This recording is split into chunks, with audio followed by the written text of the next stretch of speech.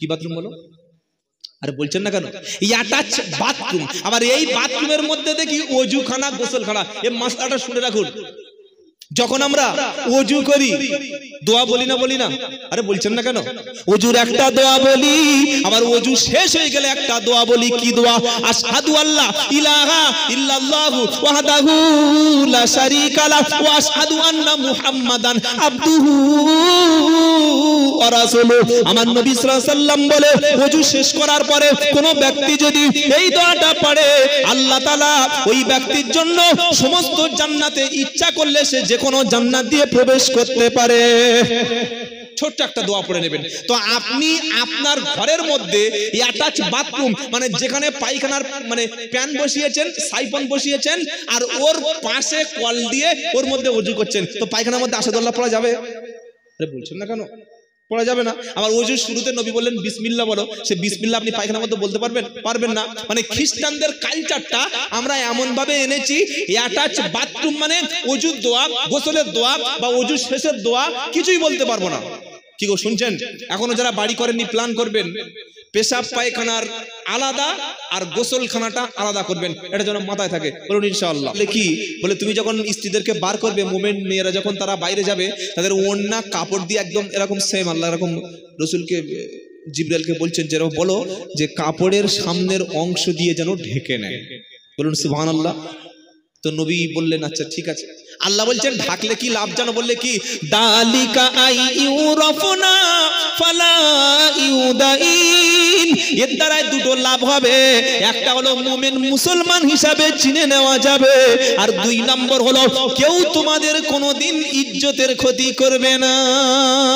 বলুন সুবহানাল্লাহ। কেউ উত্ত্যক্ত করবে না, কেউ তোমার বড় কথা বলবে না, লাঞ্ছিত করবে না, আঁচল ধরে টানবে না, ফোন নাম্বার চাইবে না, পিছন থেকে শীষ দেবে না, তোমার কাছে গিয়ে বসবে না। কি শুনছেন আপনারা?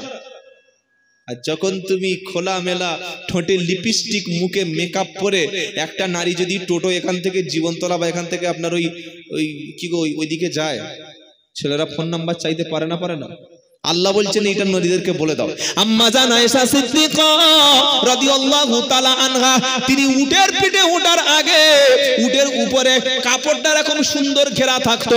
এবার ফজরের সময় আল্লাহর নবী বললেন, হে আমার সাহাবারা, তোমরা মদিনার দিকে চলো। আল্লাহর নবী যখন নির্দেশ দিল, আম্মা জান আয়েশা সিদ্দিকা রাদিয়াল্লাহু তাআলা আনহা সেই সময় তিনি চলে গেছেন একটু হাজত, পেশাব পায়খানার জন্য একটু দূরে চলে গেছে। আর যাওয়ার পরে ফিরে এসে দেখছে গলার হার নাই। কি শুনছেন আপনারা? এই গলার হারটা কি হলো? খুঁজতে শুরু করলো। মহিলাদের কাছে গলার হার, এই হাতের আংটি বা নাকের, এগুলো খুব কিন্তু মূল্যবান।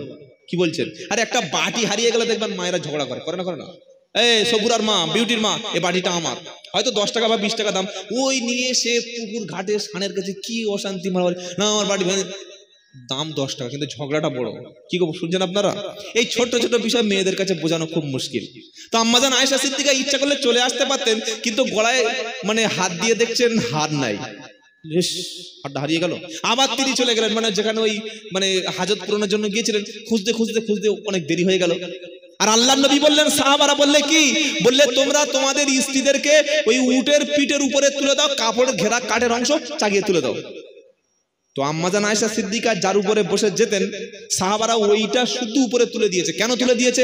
তারা ভেবেছেন এর মধ্যে রাসূলের স্ত্রী আছে, ওরা তো আর খুলে দেখে নাই যে ভিতরে কেউ আছে না আছে। কি গো শুনছেন? তারা কেন বুঝতে পারেনি? তারা বুঝতে পারেনি এই জন্যে, আম্মা জান আয়েশা সিদ্দিকা তিনি একদম হালকা ছিলেন, বয়স্ক আমার প্রচুর হালকা, শরীরে অত মানে স্বাস্থ্যবান ছিলেন না। তারা মনে করেছে এর ভিতরে আছে, হালকা, তাই উপরে তুলে দিয়েছে, আর ও সব বাড়ি চলে এসেছে, মানে মদিনার দিকে চলে এসেছে। আম্মা জান আয়েশা সিদ্দিকা রাদিয়াল্লাহু তাআলা আনহা ফিরে এসে দেখছেন আর একটা উট নাই, ঘোড়া নাই। তিনি বললেন না, যাওয়া যাবে না। তিনি এবার বসে পড়লেন। বসে যখন পড়লেন, তখন রাত একটু বাকি আছে, মুখের উপরে একটা কাপড় দিয়ে তিনি শুয়ে পড়লেন। তিনি ভাবলেন যে সমস্ত সাহাবারা আমাকে ভেবেছে যে উটের পিঠে ঘেরা অংশের মধ্যে আমি আছি, তারা যখন কিছুক্ষণ যাবে, আমার আওয়াজ যখন পাবে না, যখন বুঝতে পারবে আয়েশা সিদ্দিকা নাই, নিশ্চয়ই তারা ফিরে আসবে। সেজন্য নির্দিষ্ট জায়গায় বসে থাকি, এসে খুঁজতে শুরু হবে। আল্লাহর নবী সাহাবা যখন মদিনার দিকে বেশ কিছু চলে গেল। নবী একটা সাহাবাকে বললেন, সাহাবা আমি তোমাকে দায়িত্ব দিচ্ছি, তুমি সবার শেষে আসবে। যদি কারোর কোনো বস্তু হারিয়ে যায়, হারানো বস্তুগুলো খুঁজে খুঁজে নিয়ে আসবে। ওই সাহাবার নাম হলো হযরতে সফওয়ান রাদিয়াল্লাহু তাআলা আনহু। কি নাম বললাম? সফওয়ান। ওদিকে মুনাফিকের নেতা নাম বলেছি, কি মনে আছে? আব্দুল্লাহ ইবনে উবাই। সে একটা সুযোগ খুঁজছিল কিভাবে ইসলামকে বদনাম করা যায়, কিভাবে নবীর বদনাম করা যায়। এদিকে সফওয়ান রাদিয়াল্লাহু তাআলা আনহু, নবী বললেন সফওয়ান সবার শেষে তুমি আসবে, তুমি প্রথমে আসবে না। যদি কারোর কোনো হারানো মূল্যবান বস্তু পাও, ওটা তুমি সবার শেষে খুঁজে নিয়ে চলে আসবে। আচ্ছা, এই পর্যন্ত আপনারা ঘটনাটা বুঝতে পেরেছেন কি? এবার ফেরেছেন না পারেন নাই? এটা সূরা নূরের তাফসীর বলছি ভাই, একদম আম্মাজান আয়েশা সিদ্দিকা বর্ণনা করছে, বুখারী শরীফের হাদিস। সূরা নূরের তাফসীর, কোরআনে আল্লাহ সূরা নূর বলে একটা সূরা নাজিল করেছে। এই সূরাটি হচ্ছে ওই মানে আল্লাহ রাসূলের চরিত্রের সার্টিফিকেট দিয়েছে এই সূরাটা। বলুন সুবহানাল্লাহ।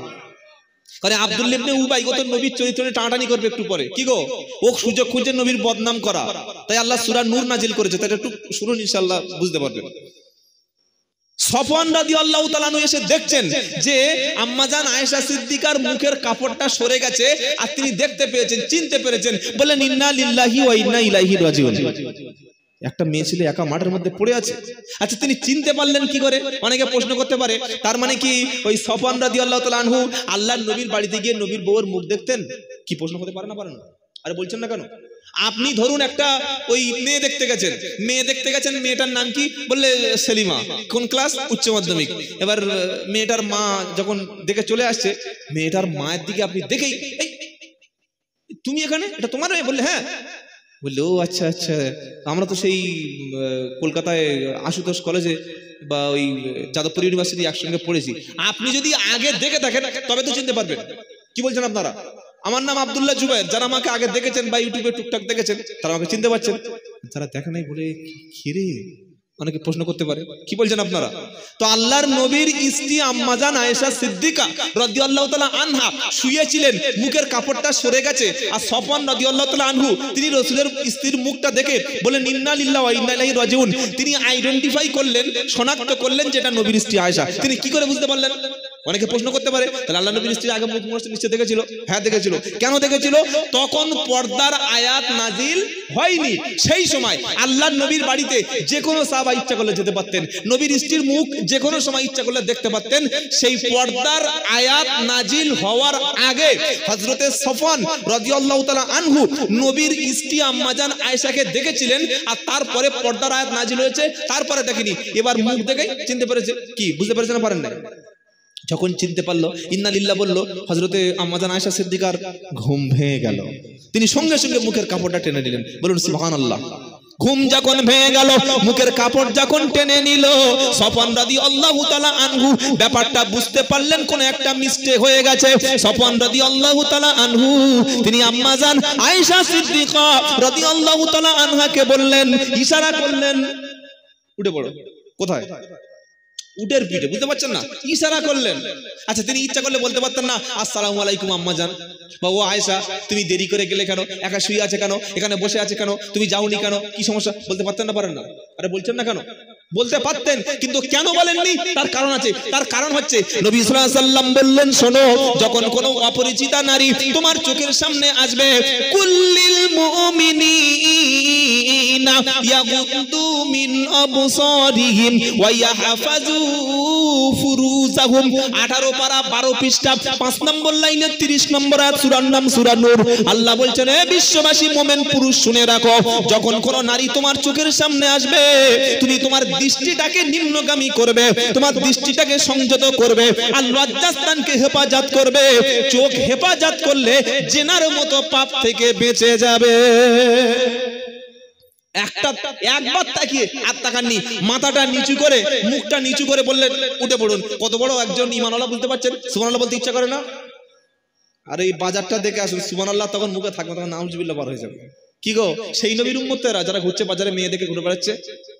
আল্লাহর নবীর স্ত্রী ওই সফওয়ান দেখে বললেন ইন্না লিল্লাহ, বলে মুখটা সমস্যা অন্যদিকে ইশারা করে বলছে, উঠে পড়ো, উঠে পড়ো, হয়ে গেল। তো প্রশ্ন হতে পারে, আয়েশা সিদ্দিকা তো দুটো একটা কথা বলতে পারে নাকি? তিনি বলতে পারেন না যে তুমি সবাই চলে গেল আর তুমি কোথায় ছিলে, এটা তো বলতে পারতেন।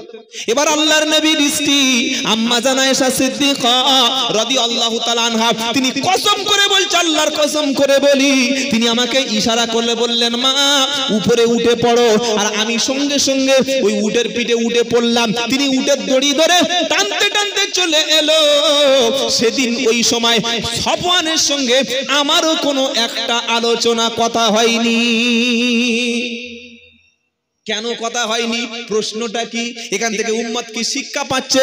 কেন কথা পাইনি, কথা কেন বলেনি, কেন তার সঙ্গে কোনো সংলাপ করেনি, সেটাও খুঁজতে হলে কোরআনে যেতে হবে। একদম 22 নম্বর পারা 3 নম্বর লাইনে প্রথম পৃষ্ঠাতে আল্লাহ মোমেনদের বলছে, ইনিত্তাকাইতুন্না ফালা তাখদানা বিল কওলি ফায়াতমা আল্লাযী ফি কলবিহি মারাদু ওয়া কুল্লা কওলাম মারুফা। আল্লাহ বলছে, ও মুমিন নারীরা তোমরা ভালো করে শোনো, তোমরা যখন কোন পরপুরুষের সঙ্গে কথা বলবে, কোন পুরুষ যদি তোমার চোখের সামনে চলে আসে, তুমি কণ্ঠটা, তোমার গলার ভয়েসটা তখন নরম করে কথা বলো না, মিষ্টি সুরে কথা বলো না। তুমি স্বামীর সঙ্গে যেমন ভাবে কথা বলো, তোমার বাপের সঙ্গে যেভাবে কথা বলো, তুমি ছেলের সঙ্গে যেভাবে কথা বলো, পরপুরুষের সঙ্গে যেভাবে কথা যখন বলবে, তোমার গলার মধ্যে একটা ওয়েট ভারী ভারী আওয়াজ বার করবে, আওয়াজটা মোটা করে বলবে। যাদের মনে রোগ আছে তারা যেন তোমার কণ্ঠ শুনে পাগল না হয়ে যায়। দেখবেন বাইকের এই শোরুম, 4 চাকার শোরুম গুলো সব ওই কোম্পানি মানে মাল সেল করার জন্য অফিসে সব মেয়েদেরকে বসিয়ে রেখেছে। কি শুনছেন আপনারা? আমি যখন এই 4 চাকাটা কিনতে গেলাম 2021 সালে, আমাকে ডেকে নিয়ে এসে গোডাউনে চলে যাচ্ছে। কি সর্বনাশ! গিয়ে এক্সকিউজ মি স্যার, বসুন, কফি খান, তারপরে গাড়ির ফিচার্স এই ব্যাপার, এই মানে ফ্যাসিলিটি আছে, এতটা গাড়ি ছুটবে, মানে বলে যাচ্ছে। তো ইচ্ছা করলে কোম্পানি একটা মেয়েদের পুরুষদেরকে বোঝাতে পারতেন, কারণ পুরুষের চাইতে নারীদের কথাটা মানুষ বেশি গ্রহণ করে। কি বলছেন আপনারা? শুনছেন? মা বাপ সারাদিন বলছে, ভাই বলছে, গুরুত্ব দেয় না, আর বউ বলছে এই দেখো তুমি যদি আমার সত্যি ভালোবেসে থাকো কাল থেকে নামাজ পড়তে যাবে, তুমি দাড়িটা চাঁচবে না। এইটা বলে দেখবেন এই আব্দুল্লাহ জুবাইরের বক্তব্য, মুফতি সাহেবের বক্তব্য, রজব আলী সাহেবের বক্তব্য, মাহফুজ সাহেবের বক্তব্য, পূর্বার পীর সাহেবের বক্তব্য, মদিনার ইমাম সাহেবের বক্তব্য চাইতে ওই বিবির কথাটা বেশি কাজে লাগে। কি গো শুনছেন আপনারা? হয় না? হয় না? বিবি বলছে কি? বলছে কাল থেকে নামাজ কাজা করো না, আর কাল থেকে দাড়িটা ছাঁচবে না। বউ বলেছে, আহা, কথাটা মেনে নেওয়া যাবে। এজন্য একটা নারী ইচ্ছা করলে তার স্বামীকে ভালো বানাতে পারে। বলুন সুবহানাল্লাহ। কি শুনছেন আপনারা? আল্লাহ বলছেন, ও নারী, তোমরা যখন পরপুরুষের সঙ্গে কথা বলবে, সামনাসামনি হোক আর ফোনে কথা হোক, তোমাদের কণ্ঠটা মিষ্টি করে বলো না। কিন্তু আমাদের মেয়েরা কি করে? সম্পূর্ণ 100 ডিগ্রি 80 ডিগ্রি উল্টো। ওরা যখন স্বামীর সাথে কথা বলে, তুমি বেশি জানো, এমন করে কথা বলবে যেন হাইকোর্টের জজ। আর পরপুরুষের সঙ্গে যখন কথা বলবে, কি গো, ডাক্তারের সঙ্গে, মাস্টারের সঙ্গে, ওই যারা পোলিও খাওয়াতে আসে তাদের সঙ্গে, তারপরে ওই কন্যাশ্রী ফর্ম ফিল আপ করতে গিয়ে, বা বেকার ভাতা আনতে, মানে যত জায়গা আছে মেয়েদের কথা বলার, খালি স্বামী ছাড়া অন্য পুরুষের সঙ্গে এমন মিষ্টি করে কথা বলবে জান যেন জুড়িয়ে যাচ্ছে। এটা হয় না? হয় না? কিন্তু আল্লাহ বলছে না, যে পুরুষের মনের মধ্যে রোগ আছে, নারীর কণ্ঠ শুনে যে ফোন কাটতে চায় না, মেয়ে ছেলের গলা শুনে যে বারবার রং নাম্বারে ফোন করে, ওই রকম পুরুষের খপ্পরে পড়ে গেলে তোমার তো জান হালকা করে দেবে। কি গো, এজন্য আল্লাহ বলছে, নারী তোমার কণ্ঠটা পরপুরুষের সঙ্গে মোটা করে কথা বলো। ফোন করে, হ্যালো স্বামী বাড়ি আছে? না। কোথায় গেছে? জীবনতলা। কখন আসবে? রাত্রেবেলা। ঠিক আছে ডাকুন, আসলে কথা বলবেন। এটা আল্লাহ বলছে বলো। হ্যালো, হ্যাঁ আমার ওই টোটালের আব্বা বাড়ি নাই, রাত 10টার সময় আসলে একটু ঘুরিয়ে ফোন করতে। তখন ছেলেটা বলছে, উফ, এই ছত্তার চাচার বোর এত সুন্দর গলা, কি ভাববে না গো? আরে এই জন্য তো ফোনের কাস্টমার কেয়ারে সব মেয়েরা ফোন করে। কোনদিন বেটা ছেলে শুনেছেন কথা বলতে? বলছেন না? কি বুঝে আপনারা শুনেছেন? বেটা ছেলে ফোন করে কাস্টমার কেয়ার থেকে। মেয়ে ছেলে 28 দিন হয়ে গেছে, কবে রিচার্জ করবেন? আজকে আপনার শেষ দিন। মানে এমন করে ইমপ্রেস করবে যেন এক্ষুনি রিচার্জ করে নিয়ে বসে থাকবে। আল্লাহই বলছে, শোনো ও মেয়ে ছেলেরা, তোমরা পরপুরুষের সঙ্গে, যার সঙ্গে তোমার দেখা করা কথা বলা মানে ফিতনা আছে, যেমন কে দেওর, ভাসুর, ননদ, কি গো চাচাতো ভাই, তোমার ভাইয়ের স্বামী, ভাইয়ের বন্ধু, পাশের প্রতিবেশী, পাশের কাজের ছেলেটা, তোমার ড্রাইভারটা, তোমার বাড়ির লোকটা, তোমার ঘর মোছার লোকটা, ঘরে রং করতে এসছে সেই লোকটা, ঘরের রাজমিস্ত্রিটা বা টাইলস মিস্ত্রিটা, কিংবা ঘরে ছাদ ফেলবে পুট্টি মিস্ত্রি, ও যখন তোমার বাড়ি আসবে স্বামীর অবর্তমানে, তুমি কণ্ঠটাকে মোটা করে কথা বলো। শুনছেন আপনারা? এটা যদি কোরআন আর কোরআনের আয়াত এটা সেটা যদি নিয়ম হয়ে থাকে, তাহলে এই যে গজল শিল্পী মহিলারা গজল বলে, কি গো 20 বছর 22 বছর 3 ছেলে 2 ছেলের মা, বিভিন্ন পারবিন, কি কি পারবিন সব বুঝে নেন, এই এসে এমন মিষ্টি স্বরে গজল বলছে মানুষ পাগল করে দেবে।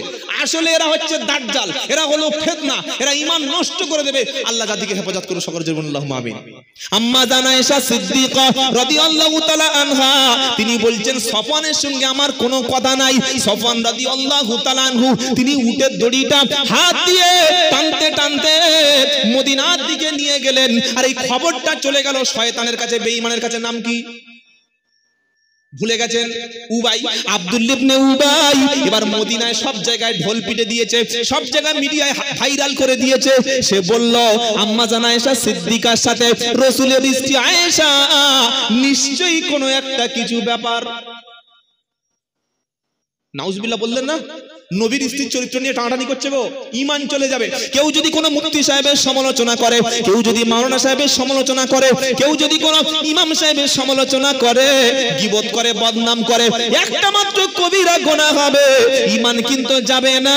আর কেউ নবীর শানে, নবীর স্ত্রীর শানে, নবীর বিবিদের শানে সামান্য কথা বলে, লোকটা ঈমানদার নয় বরং বেঈমান হয়ে যাবে। ওর বেঁচে থাকার অধিকার পৃথিবীতে নাই। শুনছেন আপনারা? নবীর বিবি নিয়ে, চরিত্র নিয়ে যদি কেউ কথা বলে তার বেঁচে থাকার অধিকার নাই। আমি প্রথম প্রশ্ন করেছিলাম, এই প্রশ্নের উত্তরটা আবার এখান থেকে নিয়ে নিন, পরে আলোচনা শুনছি। সেটা কি যে আজকের মুনাফিকরা মুসলমানের ঘরের ছেলে একটু পড়াশোনা করে প্রশ্ন করছে যে তোমাদের বিশ্ব নবী সত্যি যদি বড় হবে, মহান হবে, তো 7 বছরের আয়েশাকে কেন মুহাম্মদ বিয়ে করলো সাল্লাল্লাহু আলাইহি ওয়াসাল্লাম? আজকের উত্তরগুলো জলসায় ছেলেরা পায় না, ইয়ং ছেলেরা, কলেজের ছেলেরা, ইউনিভার্সিটির ছেলেরা এই উত্তরগুলো জলসায় পায় না, ওই জন্য ওরা ওই বাদাম খেয়ে বাড়ি চলে যায়। কি গো শুনছেন আপনারা? ও উত্তরগুলো ওদের দিতে হবে। নাম্বার 1, কেন আল্লাহর নবী বিয়ে করেছিলেন 7 বছরের আয়েশাকে? এই প্রশ্নটা যারা করছে আপনি তাদেরকে প্রশ্ন করুন। বিশ্বকবি রবীন্দ্রনাথ ঠাকুর নাম শুনেছেন বাবা? আরে বলছেন না কেন? বাড়ি কোথায়? বোলপুর, শান্তিনিকেতন। এই রবীন্দ্রনাথ ঠাকুর নোবেল প্রাপ্ত একজন সাহিত্য নোবেল পেয়েছিলেন। এই রবীন্দ্রনাথ ঠাকুর যে মেয়েটাকে বিয়ে করেছিলেন তার বয়স ছিল 11। শুনে রাখুন। এইবার আমাদের মেদিনীপুরের একটা ছেলের কথা বলি, নাম হচ্ছে ঈশ্বরচন্দ্র বিদ্যাসাগর। শুনছেন আপনারা? বিশাল বড় একজন মানুষ। তিনি ওই সতীদাহ প্রথা এটা রদ করেছিলেন। তো বিদ্যাসাগর মহাশয় খুব ভালো মানুষ, সকলে সম্মান করি, তিনি রেসপেক্টেড একজন মানুষ। কিন্তু তিনি যে নারীটার বিয়ে করেছিলেন সেই মেয়েটার বয়স ছিল মাত্র 8। আজ পর্যন্ত কেউ প্রশ্ন করেনি যে ঈশ্বরচন্দ্র বিদ্যাসাগর 8 বছরের মেয়ের কেন বিয়ে করতে গেল। চলুন, আপনারা নাম শুনেছেন বঙ্কিমচন্দ্র চট্টোপাধ্যায়, যাকে সাহিত্য সম্রাট বলা হয়। এই বঙ্কিমচন্দ্র চট্টোপাধ্যায় আমরা সকলে তাকে সম্মান করি, রেসপেক্ট করি, কিন্তু তিনি যে মেয়েটার বিয়ে করেছিলেন ওই মেয়েটার বিয়ে মানে মেয়েটার বয়স ছিল মাত্র 5 ইয়ার্স, মানে কত? 5 বছর। নবীর স্ত্রীর চাইতে আরো ছোট।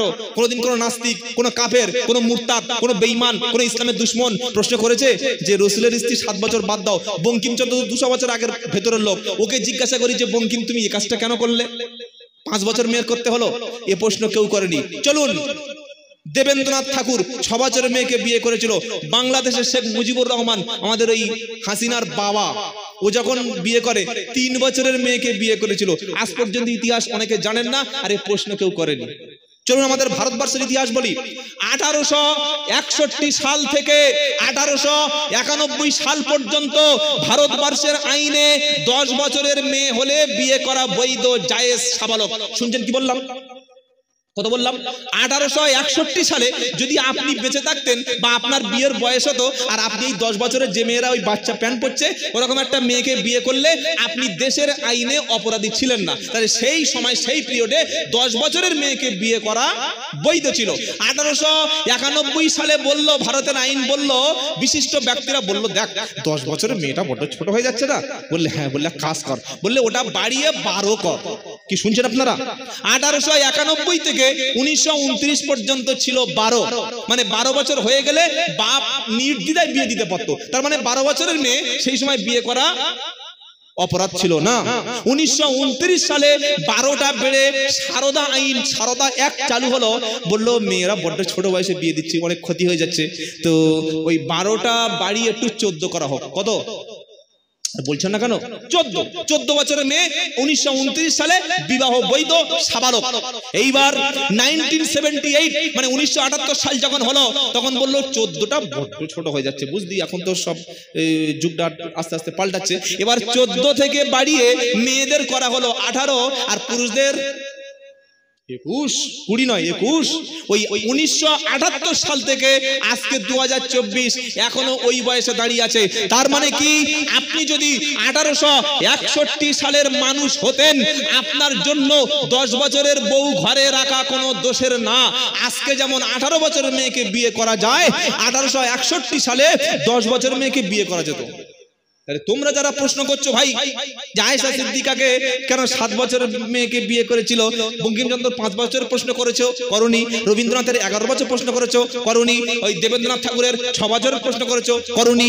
কি গো শুনছেন আপনারা? আল্লাহর নবী তিনি করেছিলেন, আবু বকর সিদ্দিক মেনে নিয়েছিলেন। আচ্ছা এবার সহজ করে একদম বলে দিচ্ছি, কেন নবীর জন্য এটা দোষণীয় ছিল না।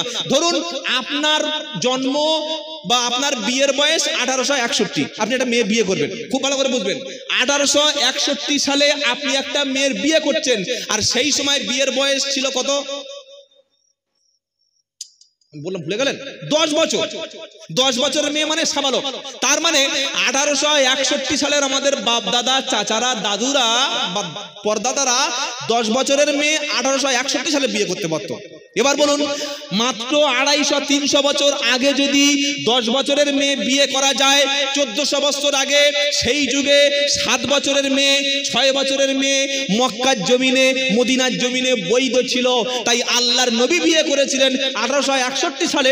যেমন 10 বছরের মেয়ে বিয়ে করা অপরাধ নয়, তো নবীর মদিনায় সেই যুগে 7 বছরের মেয়েটা বিয়ে করা ওই আইনে, মদিনার আইনে কোনো অপরাধ ছিল না।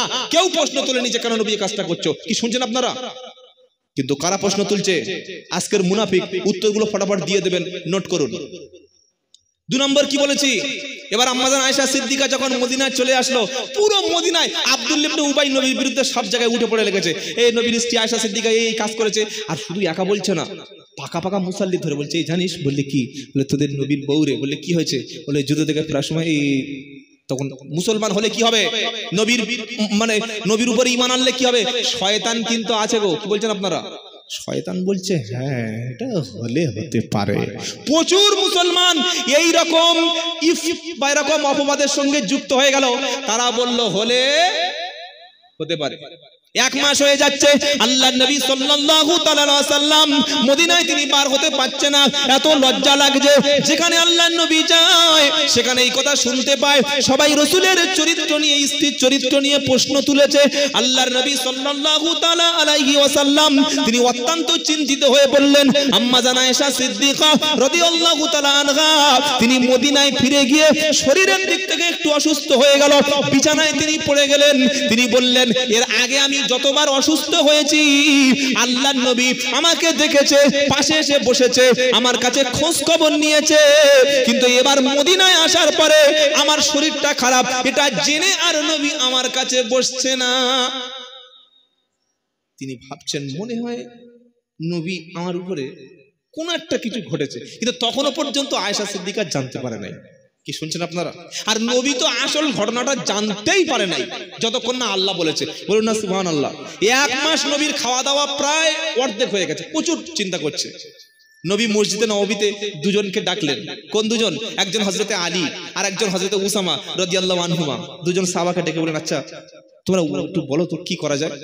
হযরতে আলী রাদিয়াল্লাহু তাআলা আনহু বললেন, হে আল্লাহর নবী, আল্লাহ আপনার স্ত্রীর অভাব রাখেনি। যদি মনে করেন আয়েশা সিদ্দিকা আপনার জন্য চলবে না, আপনি ইচ্ছা করলেই তালাক দিয়ে দিতে পারেন।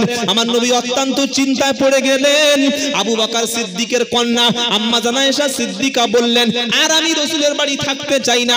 আল্লাহর নবীর কাছ থেকে বিদায় নিয়ে তিনি চলে গেলেন বাপের বাড়ি। আর আরবের মহিলাদের আরবের জমিনে নিয়ম ছিল, যারা পেশাব পায়খানা করত রাত কিংবা দিনের বেলা ঘরের মধ্যে পেশাব পায়খানাটা আরবের মানুষ তারা পছন্দ করত না। পেশাব পায়খানাটা সব সময় দূরে ফাঁকা ময়দানে পছন্দ করত।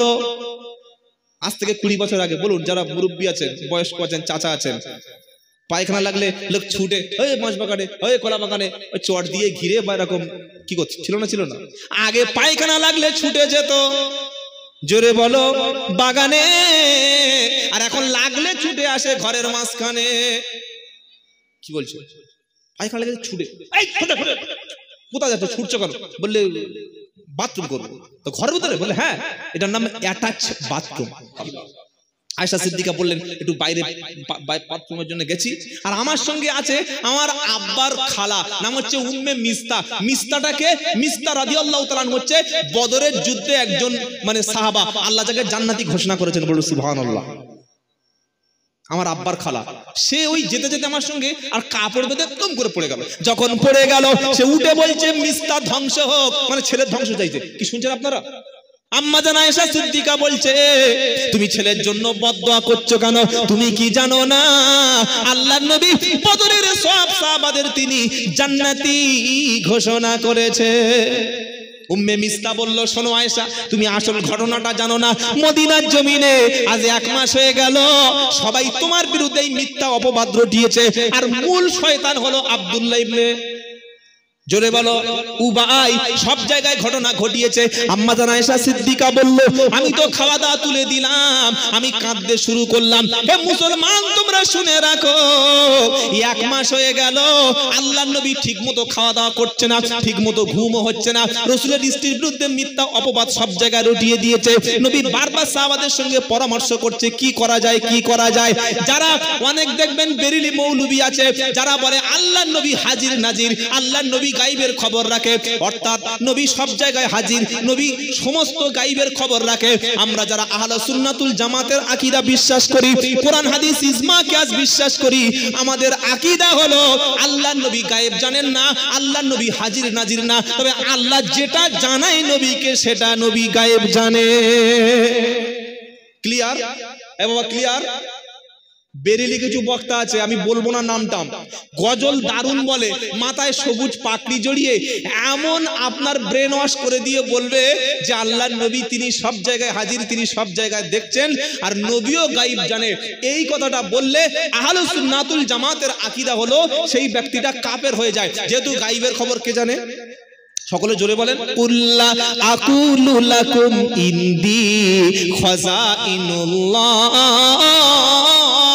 ওয়ালা আলামুল গায়ব। 7 নম্বর পারা 12 নম্বর পৃষ্ঠা 12 নম্বর লাইনের 50 নম্বর আয়াত, সূরার নাম সূরা আনআম। আল্লাহ পাক বলছে কুল্লা আকুলু লাকুম ইনদি খাযাইনুল্লাহ ওয়ালা আলামুল গায়ব। আল্লাহ পাক বলছে নবী তুমি বিশ্ববাসীকে বলো যে আল্লাহর যে খাজানা, আল্লাহর যে ভান্ডার, ওটার মালিক আমি নই, আর গায়েবের খবরের মালিক আমি নই। জোরে বলুন সুবহানাল্লাহ। আরেকটা দলিল নেন, নবী যে গায়েবের খবর জানেন না, আল্লাহ না জানা পর্যন্ত জানেন না, এটা হলো সুন্নাতুল জামাতের আকীদা। পারা নাম্বার 9 পৃষ্ঠা নাম্বার 14 লাইন নাম্বার 1 আয়াত নম্বর 178 আল্লাহ পাক শুনিয়ে দিচ্ছে শোনো, কুল্লা আমলিকু লিনাফসি। 188 নম্বর আয়াত সূরা আরাফ, কুল্লা আমলিকু লিনাফসি নাফআও ওয়ালা দাররা ইল্লা মা শা আল্লাহ ওয়ালাউ কুনতু আ'লামুল গায়বা লাস্তাকসারতু মিনাল খায়র ওয়া মা মাসানিয়াসু। আল্লাহ পাক বলছেন নবী তুমি বলো, নবী বলছে কুল্লা আমলিকু লিনাফসি নাফআও ওয়ালা দাররা। নবী বলছেন আমি বলি না যে আমি কল্যাণ এবং অকল্যাণের মালিক, নবী বলছে আমি বলি না যে আমি আমার ভালো মন্দ এটা আমি করতে পারি না। আল্লাহ বলছে হাবিব বলো, কুল বলো, লা আমলিকু আমি মালিক নই, লিনাফসি আমার কিসের মালিক, নাফাও ওয়ালা দাররা। আল্লাহ বলছে হাবিব তুমি উম্মতের কাছে বলে দাও তোমার নিজের ব্যক্তিগত জীবনের লাভ ক্ষতির মালিক তুমি নবী নও। হও। কে মালিক? জোরে বলেন। নবী বলছে আমার কোনো উপকার, আমার কোনো ক্ষতি এটা আমি করতে পারি না, আমার পক্ষ থেকে হয় না, সব হয় আল্লাহর পক্ষ থেকে। এবার আসল কথাটা, ওয়ালাউ কুনতু আ'লামুল গায়ব লাস্তাকসারতু মিনাল খায়র। এবার আল্লাহর নবী পাক সাল্লাল্লাহু আলাইহি সাল্লাম বলছে যদি আমি গায়েব জেনে নিতাম, যদি আমি অদৃশ্যের খবর জেনে নিতাম, তাহলে কোনো কল্যাণ আমার স্পর্শ অকল্যাণ হতো না, কোনো ক্ষতি আমার হতো না। নবী যদি জানতে পারত তায়েফে যাওয়ার পরে একজন মুসলমান হবে না, অথচ মার খেতে হবে, রক্তাক্ত হতে হবে, বিতাড়িত হতে হবে, আল্লাহর নবী 100 কিলোমিটার পথ তায়েফে, জোরে বলেন, যেত না। নবী যদি জেনে নিতেন যে ছাগলের মাংসের সঙ্গে ইহুদি দাওয়াত করে বিষ খাইয়ে দেবে, ওই বিষ নবী আল্লাহর নবী জেনে শুনে কখনো খেতে যাবে? আরে বলছেন না কেন? কখনো করবে না।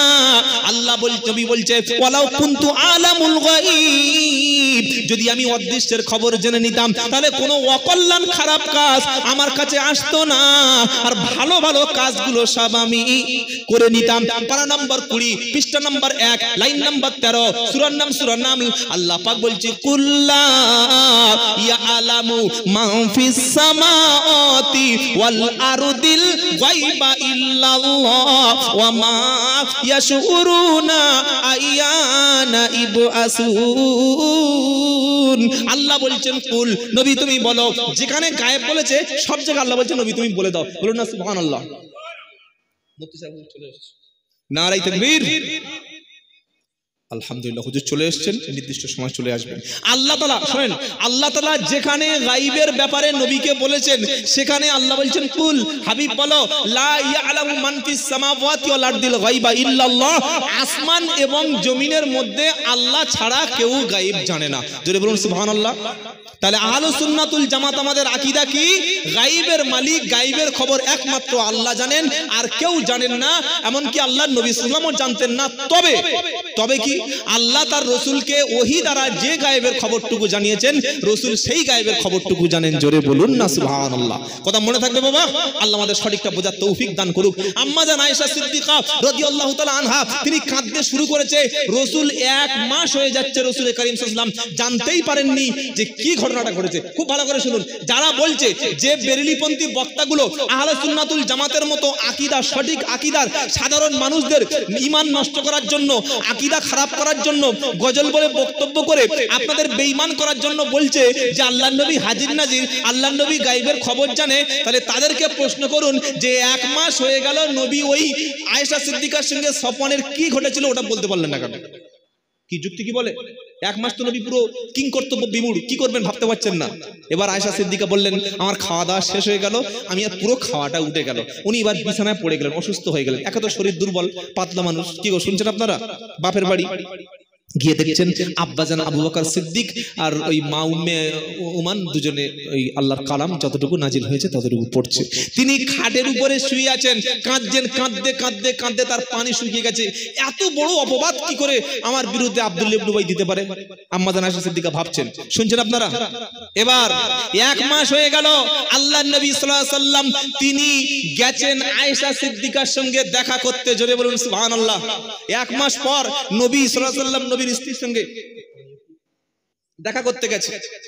তো আমরা যখন আমাদের বিবির সঙ্গে দেখা করি, আমরা প্রথমে বিভিন্ন কথা বলি, কিন্তু আল্লাহর নবী যখন দেখা করতেন বলতেন আসসালামু আলাইকুম। বলুন সুবহানাল্লাহ। আজ থেকে আপনি বক্তব্য শুনে কতটুকু আমল করবেন জানি না, তবে এইটুকু যেন আপনার জীবনে আমলে আসে যে যখন বাড়িতে প্রবেশ করবেন খালি বিবিকে বলবেন আসসালামু, বলুন না আলাইকুম। এটা বললে কি হবে? আল্লাহ তাআলা আমাদের মধ্যে ভালোবাসা, ভ্রাতৃত্ব, সৌহার্দ্য, মায়া, মহাব্বত, প্রেম, প্রীতি বাড়িয়ে দেবে। বলুন সুবহানাল্লাহ। খালি সালাম দেবেন বিবিকে, বাচ্চাকে, আত্মীয় স্বজনকে, যার সঙ্গে আপনার ঝগড়া হয়েছে বছরের পর বছর, মাসের পর মাস, কথা নাই, আপনার দেখলে সে মুখ ঘুরিয়ে নেয়, আপনি প্রথম কাতারে দাঁড়ালে ও শেষ কাতারে দাঁড়ায়, কি করে কোন লোক আছে না নাই? শুনছেন? তার সঙ্গে দেখা হলে ভুল আপনি করেছেন, আসসালামু আলাইকুম ভাই ভুল হয়ে গেছে, ক্ষমা করে দিও। সে যদি আপনাকে ক্ষমা করে, যেহেতু আপনি তাকে বড় কথা বলেছিলেন, আমার আল্লাহ আপনাকে ক্ষমা করে দেবে। বলুন সুবহানাল্লাহ। তো আম্মাজান আয়েশা সিদ্দিকা শুয়ে আছেন খাটের উপরে, মানে কাঠের চৌকাঠের উপরে, আর ঘরের মধ্যে প্রবেশ করছেন আল্লাহ রসুল। যাচ্ছেন এবার ওই আবু বকর সিদ্দিকের বাড়ি, মানে অ্যাকচুয়ালি শ্বশুর বাড়ি, কি তাই তো নাকি? রাসূলুল্লাহ যাচ্ছেন, বিশ্ব নবী, এত বড় মর্যাদা সম্পন্ন ব্যক্তি আল্লাহ রাসূল পাক সাল্লাল্লাহু আলাইহি ওয়াসাল্লাম যাচ্ছেন, আয়েশা সিদ্দিকাকে বলছেন ওয়া আলাইকুমুস সালাম। সালাম দিলেন, আয়েশা সিদ্দিকা বললেন ওয়া আলাইকুমুস সালাম।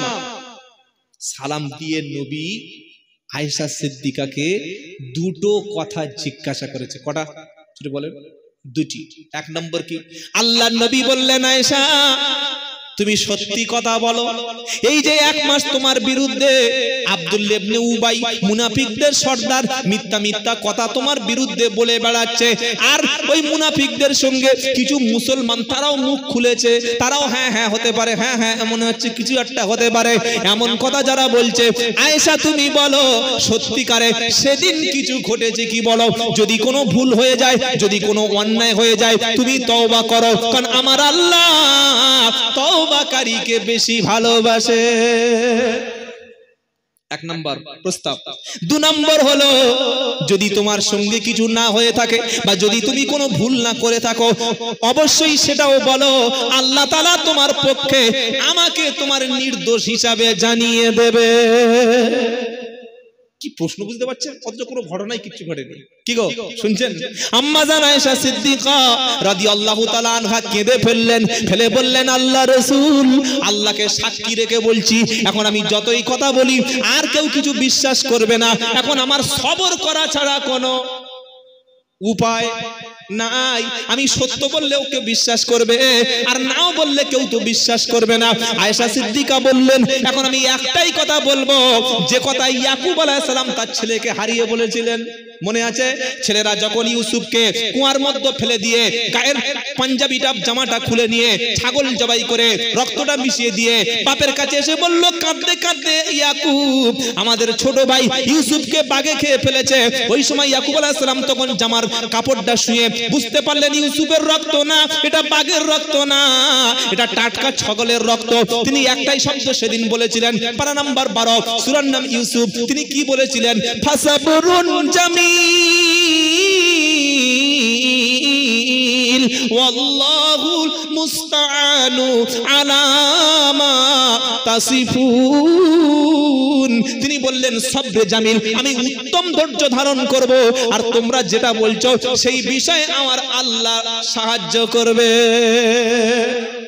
ওই একই শব্দ আয়েশা সিদ্দিকা বললেন যে আমার তো কিছু করার নাই, আমি তো নারী, আমি যদি বলি কিছু ঘটে নাই কেউ তো বিশ্বাস করবে না, আর ঘটে নাই তো কি করে বলবো যে ঘটেছে, তওবা করব, আল্লাহ সাহায্য করবে। এই বলে তিনি পাশ ফিরে শুয়ে পড়লেন। আয়েশা সিদ্দিকা বলছেন আল্লাহর কসম এই কথাটা বলে আল্লাহর নবী পা তুলে সবে বাইরে যাবে, জিজ্ঞাসা করতে এসছে, আর সঙ্গে সঙ্গে দেখি তক্তা বসবার যে খাট বা চৌকাটে বসেছিল না, ওটা আস্তে আস্তে করে কাঁপতে শুরু করছে, ভারী হচ্ছে, আর রসুলের শরীর ঘেমে গেছে, রসুল ঠক ঠক করে এরকম কাঁপতে শুরু করেছে। কেন?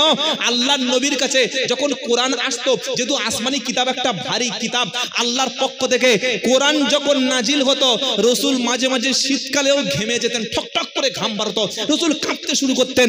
আয়েশা সিদ্দিকা বললেন আমাকে জিজ্ঞাসা করে তিনি ওঠার আগেই আল্লাহর জিবরাইল কোরআন নিয়ে নবীর সামনে দিয়ে গেল। জোরে বলুন না। আয়েশা সিদ্দিকা বলছে আমি ভেবেছিলাম হয়তো আল্লাহ রসুলকে স্বপ্নে হয়তো বলে দেবে যে রসুল ওই যারা মুনাফিকরা বলছে ওসব আপনি ঘাবড়াবেন না, আয়েশা সিদ্দিকার নির্দোষ, এতটুকু বলে দেবে, যেহেতু স্বপ্ন মানে রসুলের স্বপ্ন কি সত্য। আরে কথা বলছেন না কেন? রসুলের স্বপ্নটা ওহি, আল্লাহ হয়তো স্বপ্নে বলে দেবে, কিন্তু এত যে বলবে আল্লাহ আমার সম্পর্কে আমার চরিত্রের সার্টিফিকেট দিতে গিয়ে আল্লাহ যে কোরআনে সূরা নূরের 10টা আয়াত নাজিল করবে এটা আমি স্বপ্নে টের পাইনি। বলুন সুবহানাল্লাহ। রসুল বসে ওদিকে ঘেমে যাচ্ছে আর জিবরাইল রসুলকে শোনাচ্ছে। কি গো? এবার পারা নম্বর 18 পৃষ্ঠা নাম্বার 5 লাইন নাম্বার 5 আয়াত নাম্বার 10 সূরার নাম নূর। আল্লাহ বলছে ইন্নাল্লাযীনা ইউনাদুনাকা ইন্নাল্লাযীনা জাউ বিল ইফকি উসবাতুম মিনকুম লা তাহসাবুহু শাররাল লাকুম বাল হুয়া খায়রুল লাকুম।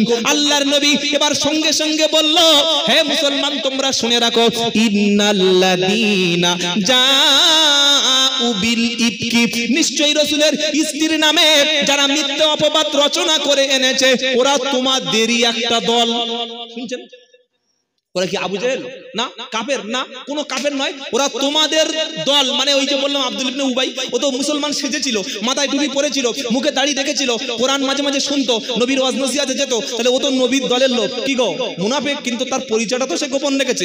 আল্লাহ বলছে নবী, যারা তোমার স্ত্রীর বিরুদ্ধে এরকম একটা মিথ্যা অপবাদ এনেছে, ওরা নিশ্চয়ই তোমাদের দলের লোক।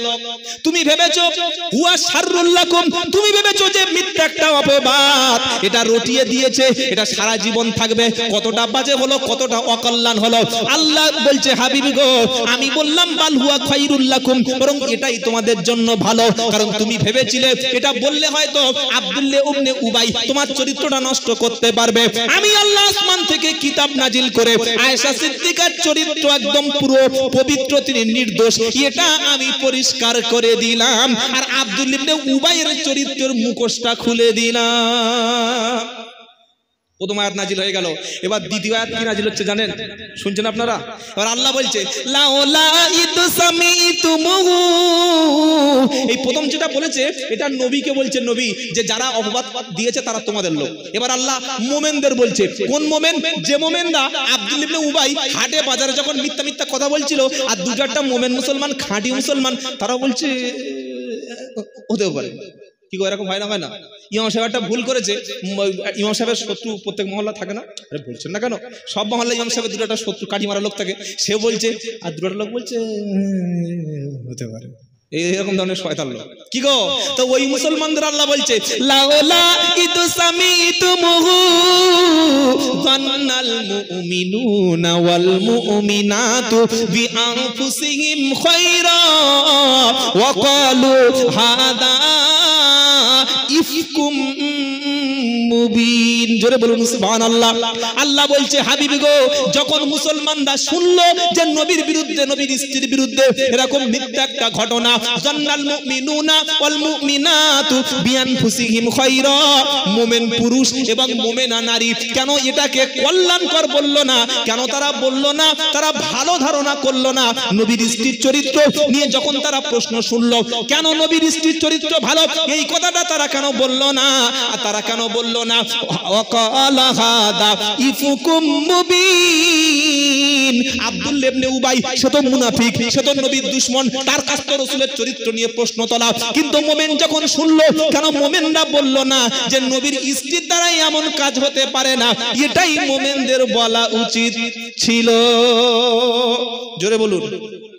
এবার তৃতীয় আয়াত আল্লাহ বলছে, এবার এই শরীয়তের নির্দেশ আছে যে যদি কোনো সতীসাধ্যী নারীর বিরুদ্ধে, পবিত্র নারীর বিরুদ্ধে আপনি মিথ্যা অপবাদ দেন, 4টে সাক্ষী হাজির করতে হবে। শুনছেন আপনারা?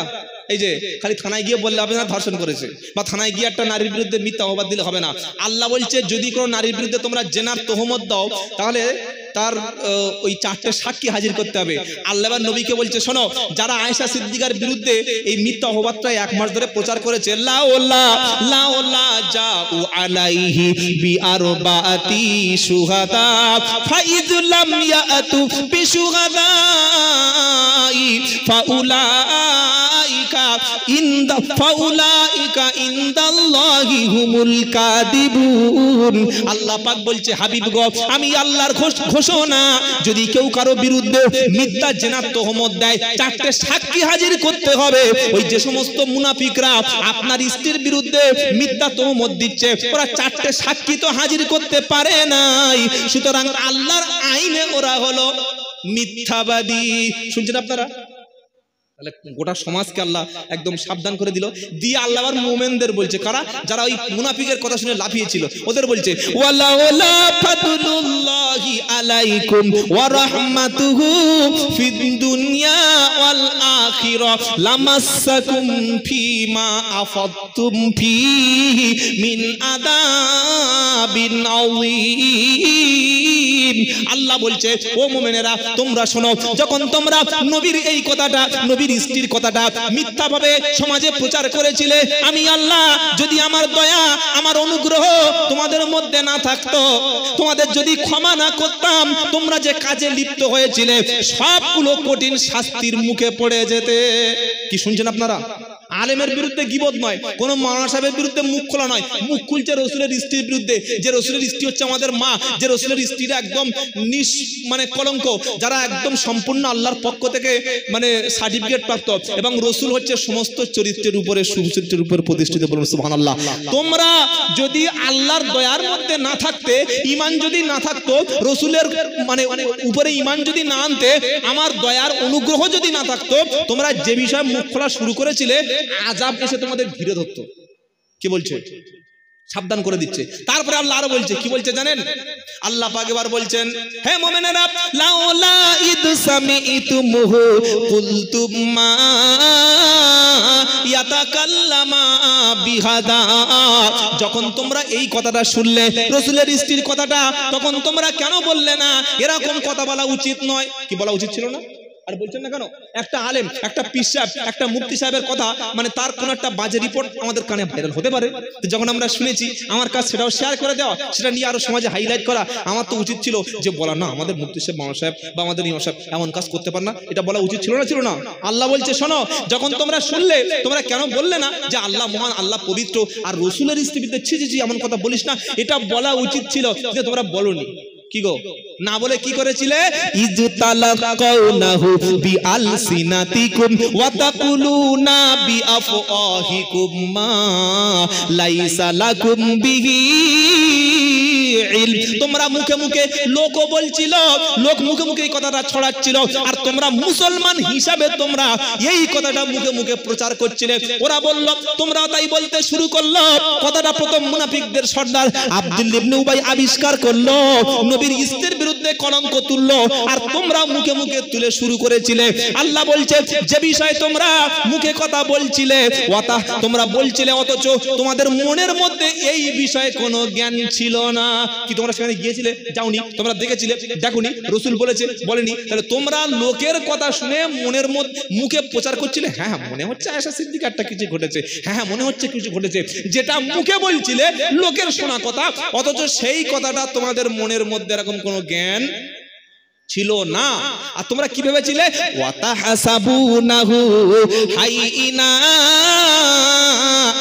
তোমরা ভেবেছিলে ছোটখাটো ব্যাপার। কি গো, আমরা লোকের এই একটা লোকের দোষ, তার চরিত্র নিয়ে মানে ঘেঁটে দিই, বা চরিত্র নিয়ে বড় বড় কথা বলি, বলি ভাই এইসব সামান্য ব্যাপার। বলি না? বলি না? কোন ইমাম সাহেব, কোন মুফতি সাহেব, পীর সাহেব, মাওলানা সাহেব, বা কোন একজন সম্মানিত গ্রামের মানুষ, বা একজন এই মোতাল্লি সাহেব, মসজিদের দায়িত্বপ্রাপ্ত ব্যক্তি, তার চরিত্র নিয়ে বলে বলে 1.5-2 ঘন্টা হয়ে গেল, কিছু শেষে বলছে এইসব সামান্য ব্যাপার, সবাই বলে আমি তাই বললাম।